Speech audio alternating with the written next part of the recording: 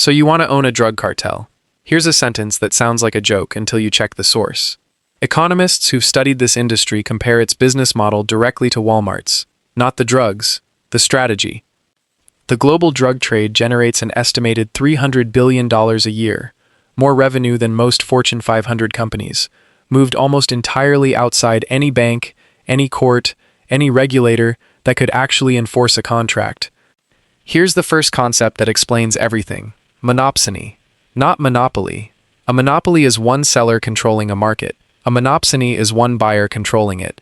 In a region where a single cartel controls the coca trade, they're often the only buyer local farmers can realistically sell to. That lets the cartel set the purchase price artificially low, the same leverage economists point to when they compare cartel buying power to a massive retail chain negotiating supplier contracts. Except a cartel enforces its price with something no retailer has access to. The territory itself works like a franchise. Smaller trafficking operations pay a cartel, controlling a given smuggling corridor, a plaza, a fee just for permission to move product through it. The cartel isn't necessarily handling every shipment personally. It's licensing the route, the way a franchisor licenses a brand, collecting a cut whether or not it touches the product directly. Cartels also spend heavily on something researchers genuinely call corporate social responsibility. Funding churches, building roads, sponsoring local soccer teams, providing services the government failed to. It's not charity, it's the same brand loyalty logic behind any company's community sponsorship. Except the payoff isn't customer goodwill. It's a local population that won't talk to police. The organization runs on a labor structure with more rungs than most corporations. Lookouts, falcons, sit at the bottom, reporting police and rival movement for a wage barely above minimum. Above them, enforcers, transporters, accountants, and eventually the leadership handling supply relationships and international logistics. Turnover at the bottom is brutal. Arrests, rival violence, and constant recruitment needs keep entry-level positions churning constantly, which is exactly why cartels are always recruiting in the communities they operate in. Nobody demonstrates the scale of this business better than Pablo Escobar. By the mid-1980s, Forbes had listed him as one of the richest people alive, with a personal fortune estimated in the billions, built almost entirely on cocaine trafficking into the United States. At the height of his operation, Escobar's Medellín cartel was reportedly moving so much cash that storage became a literal engineering problem. Money kept in warehouses, buried, or simply written off when rats or moisture destroyed it faster than it could be counted.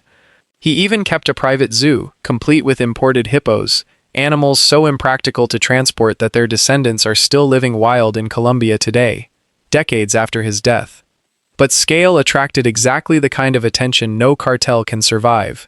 Escobar's violence, including the bombing of a commercial airliner and a wave of assassinations targeting judges, police, and politicians, triggered a manhunt involving the Colombian government, U.S. intelligence agencies, and a rival cartel that formed specifically to hunt him down.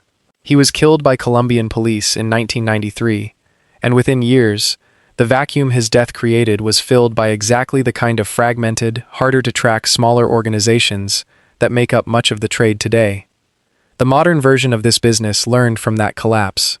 Joaquín El Chapo Guzmán built the Sinaloa cartel into arguably the most sophisticated trafficking organization in history, deliberately less flashy than Escobar, spreading operations and building redundancy into supply chains so that no single arrest or seizure could collapse the whole network. It didn't save him. After multiple prison escapes, including one through a mile-long tunnel dug directly into his cell, he was extradited to the United States in 2017, convicted in 2019, and is now serving a life sentence in a maximum security federal prison, isolated from nearly all outside contact. There's also a competitive threat. Cartels can't outmuscle legalization.